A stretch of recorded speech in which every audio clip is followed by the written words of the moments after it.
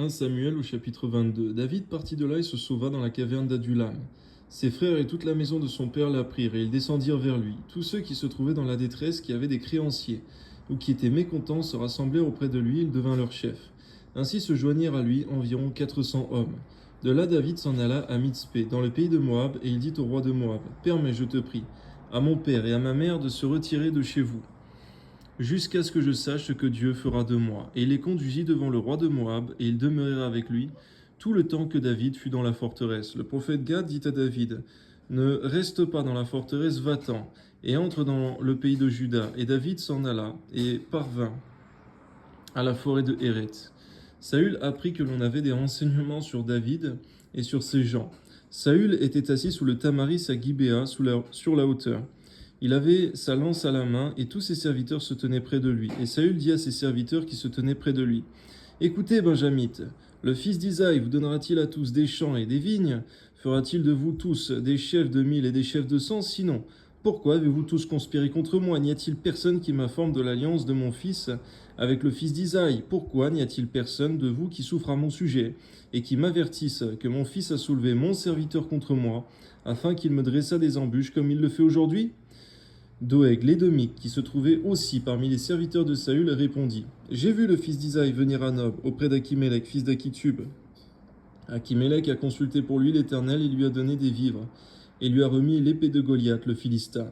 Le roi envoya à chercher Achimélec, fils d'Achitub, le sacrificateur, et toute la maison de son père, les sacrificateurs qui étaient à Nob, et ils se rendirent tous vers le roi. Saül dit, « Écoute, fils d'Achitub. » Il répondit, « Me voici, mon seigneur. » Saül lui dit, « Pourquoi avez-vous conspiré contre moi, toi et le fils d'Isaïe? Pourquoi lui as-tu donné du pain et une épée? As-tu consulté Dieu pour lui, afin qu'il s'élevât contre moi et me dressa des embûches comme il le fait aujourd'hui ?» Achimélec répondit au roi, « Lequel d'entre tous tes serviteurs peut être comparé au fidèle David, gendre du roi, dévoué à ses ordres et honoré dans ta maison? Est-ce d'aujourd'hui que j'ai commencé à consulter Dieu pour lui? Loin de moi. Que le roi ne mette rien à la charge de son serviteur, ni de personne de la maison de mon père, car ton serviteur ne connaît de ceci aucune chose, petite ou grande. » Le roi dit, « Tu mourras, Achimélec, toi et toute la maison de ton père. » Et le roi dit aux coureurs qui se tenaient près de lui, « Tournez-vous et mettez à mort les sacrificateurs de l'Éternel, car ils sont d'accord avec David. Ils ont bien su qu'il s'enfuyait, et ils ne m'ont point averti. » Mais les serviteurs du roi ne voulurent pas avancer la main pour frapper les sacrificateurs de l'Éternel.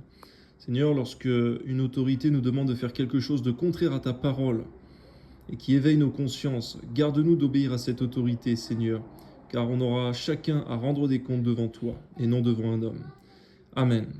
Alors le roi dit à Doeg, « Tourne-toi et frappe les sacrificateurs. » Et Doeg l'Édomite se tourna, et ce fut lui qui frappa les sacrificateurs. Il fit mourir en ce jour-là 85 hommes portant les fautes de lin. Saül frappa encore du tranchant de l'épée Nob, ville sacerdotale, hommes et femmes, enfants et nourrissons, bœufs, ânes, brebis, tombèrent sous le tranchant de l'épée.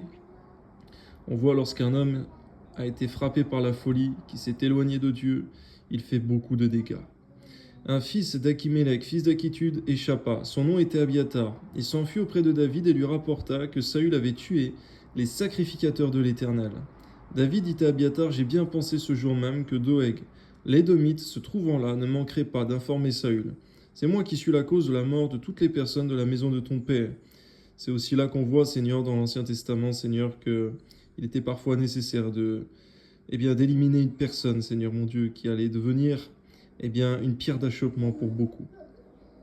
Aujourd'hui, Seigneur, il n'est plus question d'éliminer qui que ce soit, mais d'annoncer l'Évangile, la bonne nouvelle, que le plus grand nombre soit sauvé. Amen.